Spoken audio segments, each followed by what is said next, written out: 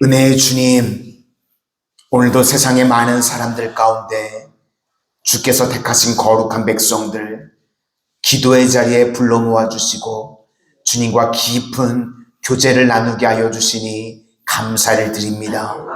이 시간, 이 하루의 첫 시간을 통하여서 우리 성도님들 하나님과의 관계가 깊어지는 관계의 축복을 누리게 하여 주시고, 이제 관계의 축복 이후에 눈에 보이는 형통의 축복도 허락하여 주시옵소서. 육신의 질병으로 아파하는 자들 주께서 고치시고 회복시켜 주시고, 깨어진 관계들이 회복되게 하여 주시며, 물질의 필요가 있는 가정들마다 주께서 하늘의 공급이 있는 가정들 될 수 있도록 복 내려 주시고, 여러 가지 만남으로 인하여서 또 여러 가지 풀리지 않는 문제들로 인하여서 아파하는 주의 백성들 주께서 일으켜 세워주시는, 응답하여 주시는 은혜를 체험케 하여 주시옵소서. 예수님 이름으로 기도드립니다. 아멘.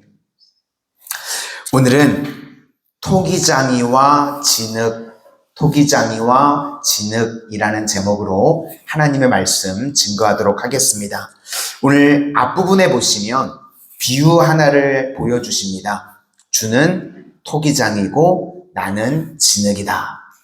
우리 모든 신앙의 행동과 출발점은 하나님이 누구인지를 아는 것입니다. 하나님이 누구인지를 아는 것에서 우리의 신앙이 나오고, 하나님이 누구인지를 아는 것에서 우리의 행동들이 다 나오게 된다는 것입니다. 저는 오늘 본문을 볼 때마다요, 예전에 나왔던 영화가 하나가 있는데 그 장면이 항상 떠오릅니다.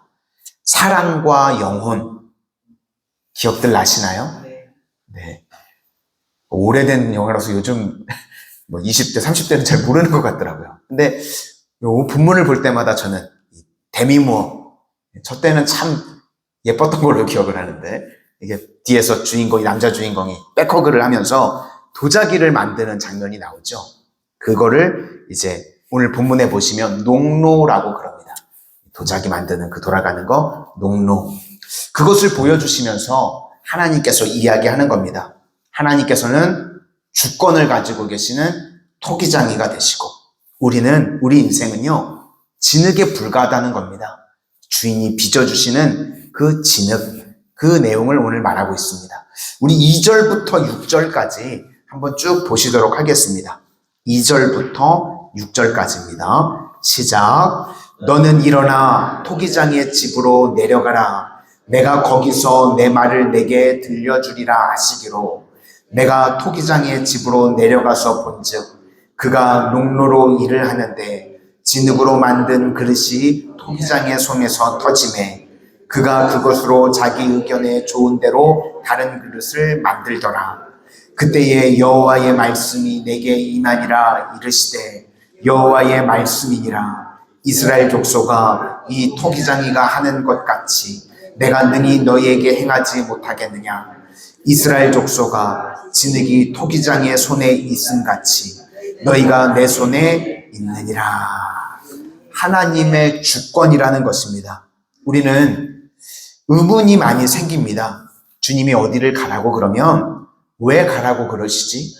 우리는 이해 납득 공감이 안 되는데도 불구하고요, 주께서 그렇게 명령하실 때가 있다는 겁니다.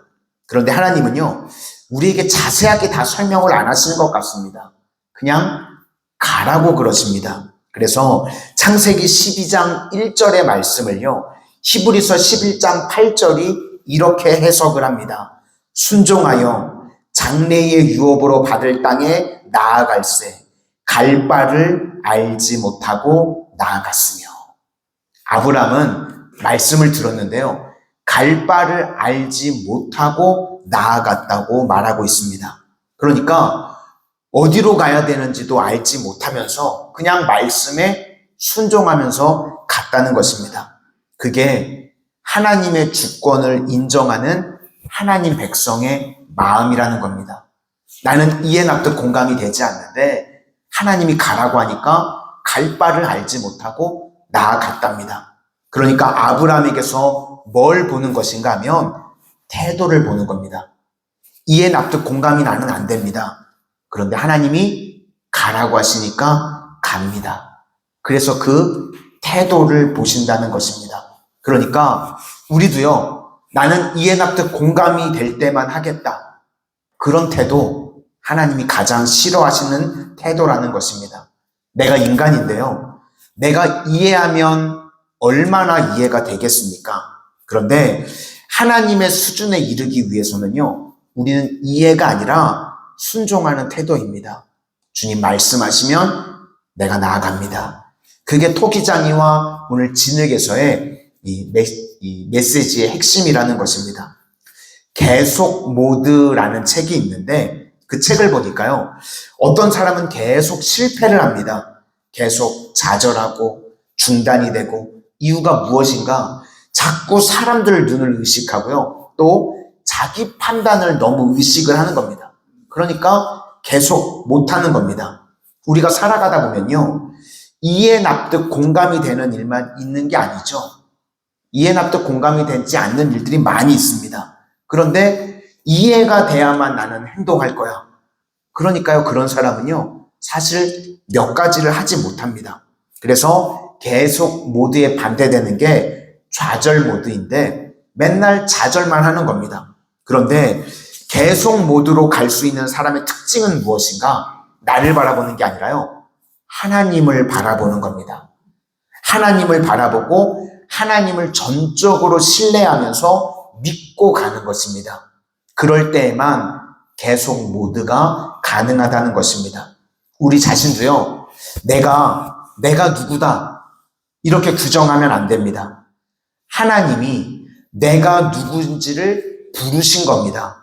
우리는 부르심이라고 그럽니다. 내가 나를 규정한다고 해서 내가 되는 게 아닙니다. 하나님께서 나를 부르신 대로 사는 것이요, 최고입니다. 그래서요, 이걸 뭐로 표현할 수 있냐면 옷걸이론입니다. 옷걸이에 명품 옷을 걸어두면 사람들이 부러워합니다. 옷걸이가 잘난 게 아니죠. 하나님이 그걸 걸어주신 겁니다. 어떨 때는 시장표, 월남 치마를 걸어둘 때가 있습니다. 그러면 내가 초라한 게 아닙니다. 주님이요, 그걸 걸어두신 겁니다. 그래서 우리 자신이 내가 뭐다 이렇게 생각하지 말고 나는 하나님의 옷걸이다. 하나님이 어떤 옷을 내게 걸어주신다고 할지라도 주님, 저는 순종하겠습니다. 그러면 그 인생이요, 최고로 쓰임받는 인생이라는 겁니다. 그렇게 되면 비교의식이 있을 리가 없겠죠. 하나님께서요, 때에 따라서 어떨 때는 우리 인생에요, 허름한 옷을 걸어주실 때도 있지만 또 어떨 때는 좋은 것으로 걸어주실 때도 있다는 것입니다. 그러면 내가 잘난 것이 아니라요, 하나님이 걸어주신 겁니다. 그것에 순종하는 믿음의 종들이 되시기를 축원합니다. 우리가 옷걸이라는 거 잊지 마시고, 하나님께서 어떨 때는 내 인생에 월남 치마를 걸어주실 때도 있지만 하나님께서 어떨 때는요, 빛나는 명품 옷을 걸어두실 때도 있습니다. 그러면 우리가 뭐 자랑하거나 높아지거나 또 낙심하거나 그럴 이유가 없겠죠. 하나님이 걸어주시는 옷걸이라는 것입니다. 그래서 비교의식을 가질 필요가 없습니다. 왜 저 사람은 저렇게 노래를 잘하나?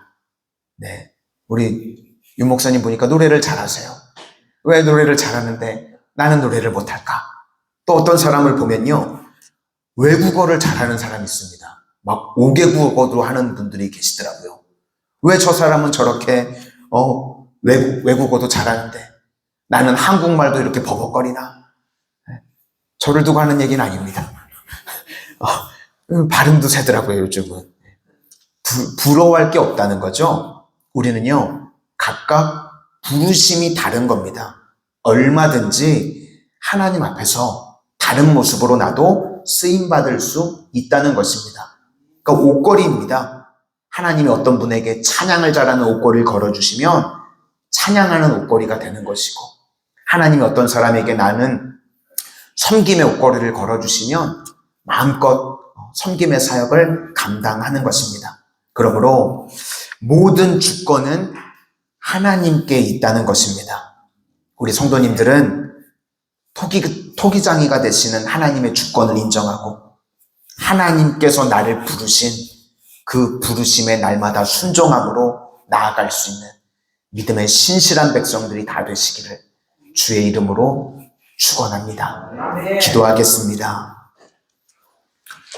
사랑의 주님, 저희들 이 땅을 살아가는 동안 이해 납득 공감으로 살아가지 않게 하시고 하나님의 부르심에 순종함으로 나아가는 믿음의 백성들 되게 하여 주시옵소서.